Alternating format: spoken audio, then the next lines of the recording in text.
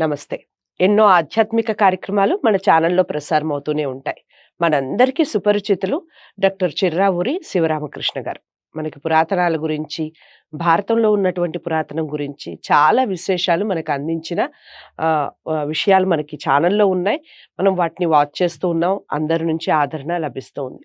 అయితే అందులో భాగంగా ఈసారి జనవరి 13న కుంభమేళ ప్రారంభమవుతుంది.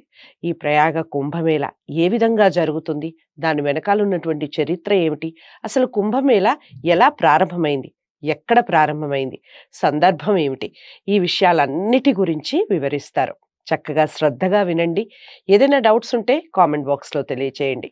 మీకు ఇలాంటి వీడియోస్ అందరికీ షేర్ చేయటం వల్ల పుణ్యం కూడా లభిస్తుంది. అందుకని ఈ వీడియోని లైక్ చేసి అందరికీ షేర్ చేసే ప్రయత్నం చేయండి. ఇక మొదలు పెడుతున్నాను కుంభమేళాకి సంబంధించి పూర్తి వివరణ. నమస్కారం గురువుగారు. కుంభమేళ ఈ మధ్య కాలంలో చాలా మంది కుంభమేళాకి వెళ్ళాలని, చూడాలని తలంపు వస్తూ ఉంది. అవును. అది శుభ పరిణామం అని చెప్పొచ్చు. అవును. అసలు ఏమిటి ప్రామాణికం ఏమిటి కుంభమేళాకి? అసలు కుంభమేళ అంటే ఏమిటి? నేటి తరానికి తెలియాలి కాబట్టి చెప్పండి. కుంభ పర్వము అనేది ఒక పర్వం. ఆ పర్వకాలంలో ఖగోళంలో ఒక రకమైన గ్రహస్థితి ఉంటుంది. ఆ గ్రహస్థితి ఉన్నప్పుడు కుంభమేళ అంటారు. హ్మ్. అంటే ఆ సమయంలో గ్రహాలు ఖగోళంలో కలుస్తాయి. అదే సమయంలో మన భూమి పైన భక్తులందరూ అక్కడ కలుస్తూ ఉంటారు. అందుకని కుంభమేళ అంటారు. ప్రయాగలో ప్రయాగరాజ్ అంటున్నాం ఇప్పుడు. ఈ హ్మ్. ప్రయాగరాజ క్షేత్రంలో కుంభమేళ ఎప్పుడు వస్తుంది అంటే మకరంలో రవి ఉండాలి. అలాగే చంద్రుడు కూడా మకరంలో ఉండాలి. గురువు మేషంలో ఉండాలి లేదా వృషభంలో ఉండవచ్చు. అటువంటి పరిస్థితి ఏర్పడితే దాన్ని కుంభమేళ అని చెప్తారు. హ్మ్. దానికి ప్రమాణ వాక్యాలు ఇవి. ప్రయాగే భాస్కర క్షేత్రే మకరస్థే రవౌసతి మేషే జీవే మృగే చంద్రే కుంభాఖ్యో యోగ ఉచిత. ఇది ఒక యోగం. మామూలుగా జాతకంలో యోగాలు ఉంటాయి. హ్మ్. అలాగే ఖగోళంలో ఈ రకమైన గ్రహస్థితి ఒక యోగం. దాన్ని కుంభయోగము అని పిలుస్తారు. ఆ కుంభయోగ సమయంలో కుంభయోగం అనేది మా సంస్కృతంలో అంటున్నాం. అదే హిందీలో కుంభమేళ అంటారు. అదే మనం పాడుతున్నాం. హ్మ్. అలాగే వృషరాశి గతేరవో అని ఇంకో పాఠం ఉంది. అంటే ఒకప్పుడు ఈ యోగం గురుడు మేషంలో ఉన్నప్పుడు వస్తుంది, ఒకప్పుడు వృషభంలో ఉన్నప్పుడు కూడా వస్తుంది అనమాట. ఇది 11 సంవత్సరాలకి సామాన్యంగా వస్తుంది, లేదా 12 సంవత్సరాలకు కూడా వస్తూ ఉంటుంది. ఇది ఈ కుంభయోగం యొక్క విశేషం. ఓకే. సో కుంభమేళ ఎలా జరుపుకోవాలంటారు? అంటే కుంభమేళ ఈ విధంగా జరుపుకుంటే మనకి పుణ్యం దక్కుతుంది అని వెళ్ళే వాళ్ళు ఏ విధంగా వెళ్ళాలి? ఏ విధంగా జరుపుకోవాలి కుంభమేళాని? కుంభమేళ జరపడం అంటే అసలు ఏ పుణ్యక్షేత్రానికి వెళ్ళినా అక్కడ పితృకార్యాలు చేస్తుంటారు. ఓకే. అలాగే దాన ధర్మాలు చేస్తుంటారు. సామాన్యంగా జరిగేటువంటి ప్రక్రియ. అయితే ఇది తీర్థానికి వెడుతున్నాం కనుక పుణ్యస్నానాలు చేస్తారు. పుణ్యస్నానాలు చేయడమే కాకుండా ఇంకా కొన్ని విశేషాలు కూడా ఉంటాయి.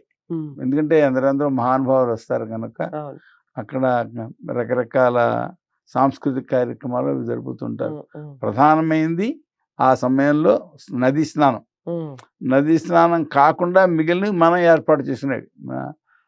నా చిన్నతనంలో ఒకప్పుడు ఈ పుష్కరాలకు వెళ్ళాం. పుష్కరాలకు వెళ్తే పుష్కర స్నానం చేస్తాం.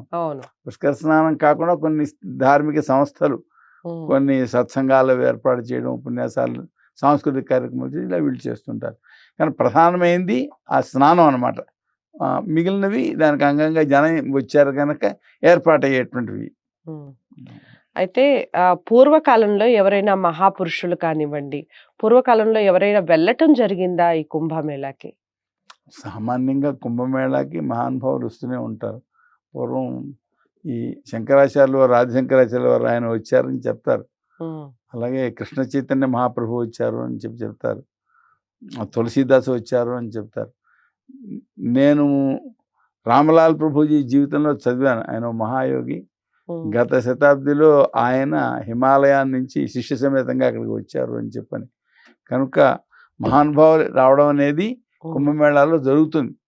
మహానుభావులు రావడం ఇంకా అది కూడా అక్కడ ఒక పెద్ద ప్రత్యేకం. ఎందుకంటే కేవలం నదీ స్నానం చేయడమే కాకుండా ఆ మహాత్ముల దర్శనం చేయొచ్చు అని కూడా వెళ్తూ అక్కడికి రావడం ఉంటారు. అనేది జరుగుతుంటుంది. అయితే కుంభమేళ ఎప్పటి నుంచి ఎప్పటి వరకు ఉంటుంది గురువుగారు? అంటే సమయం ఏమన్నా ఉంటుందా? ఈ టైం నుంచి ఈ టైం వరకే ఉండాలి అని, ఇంత టైమే ఉంటుందని? లేదా ఇప్పుడు కొన్ని కొన్ని పండగలు మనకి పొడిగిస్తూ ఉంటారు.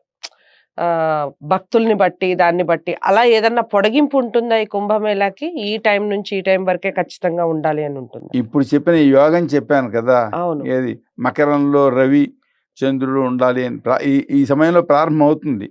ఈ ప్రారంభమయ్యి ఆ ఈ ఈ యోగం సాగినంత వరకు ఉంటుంది. అంటే ఎంతవరకు ఉంటుంది? ఇప్పుడు మనకు 13 జనవరిలో ప్రారంభమవుతుంది భోగినాడు. ప్రారంభమై మహాశివరాత్రి వరకు కూడా ఇది జరుగుతూ ఉంటుంది ఈ కుంభమేళ.